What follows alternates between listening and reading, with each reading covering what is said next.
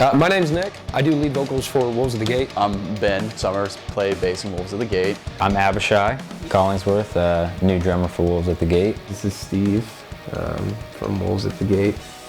But you probably already know that if you're watching this video. Right now we're actually in the process of hanging out and practicing for the new tour coming up. We just finished up the new record, so that's exciting. It's been what seems like a long process, and it's just been kind of like screwing along inch by inch, but I mean, it's done. Everything is done. We're just waiting for, mixes and stuff back. So right now we're just getting geared up for the headliner we're getting ready to do, and pretty pumped on that. That's exciting.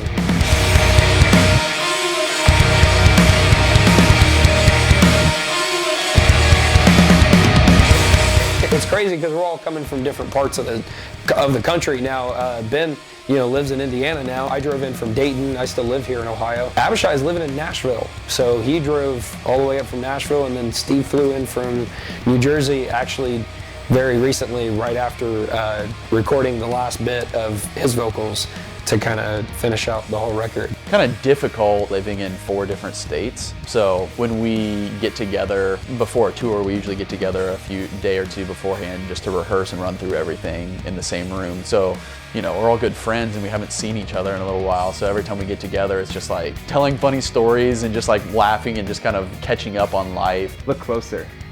Well, he's used to watching TV like that, so he has to look at everything that way. I was really bummed out because I did like this eye, and I was standing from me to that door, and I got a 17-20 vision. I was like, am I going blind? Like, I'm losing my spry.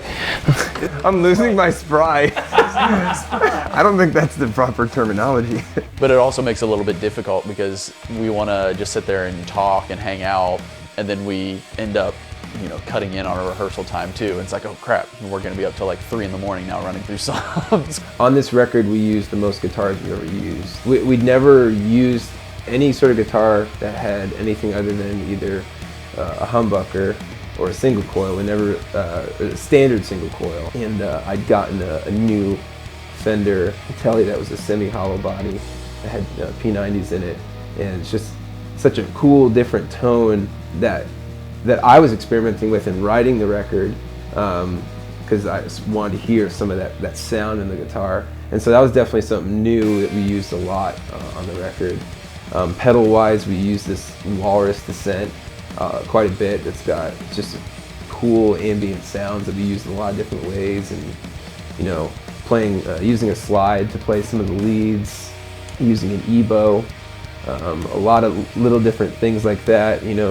Even used a whammy pedal, which I wasn't really thinking I want to use a whammy pedal in this record, but there was just one part that called for it. So it was just fun to kind of do all those different things. It was kind of crazy because I had to fly in for a few dates for the studio, so they had everything there that we needed. I brought my Risen Drums 14 by 6.5 black brass snare drum, but everything other than that, we kind of built a hybrid kit. It was a DW kick drum, 22-inch DW rack tom, and then we had a Thomas Star Classic floor tom that we used. Sounded like thunder. It's pretty incredible. Risen Drums, you never heard of Risen Drums? Okay, so they're a custom company out of Minneapolis. I got hooked up with Keith 2010. Ever since then, yeah, I've just been playing Risen. They just have a really good deal. Treat their artists great. I think for the most part, we just use Zildjian cymbals, like 14-inch, 8 custom hats, Zildjian Sweet Ride, Oriental China. So I have my Fender Jaguars. I have this one, again, same as on 5x5, just Sunburst. I did add some Seymour Duncan quarter-pound jazz J-bass pickups into it. So this is like my baby, and then my red one's my other baby, and that's what I just generally use. After 5x5, our producer, Will Putney, introduced me to a pedal called a Dark Glass. So I bought one of those. It's great for my tone. And then I actually bought a Terror bass head. So that's what I use. A lot of recording is just done. You track everything and then they reamp it through usually just a Dark Glass pedal. So nothing super technical, but usually comes out with a great tone.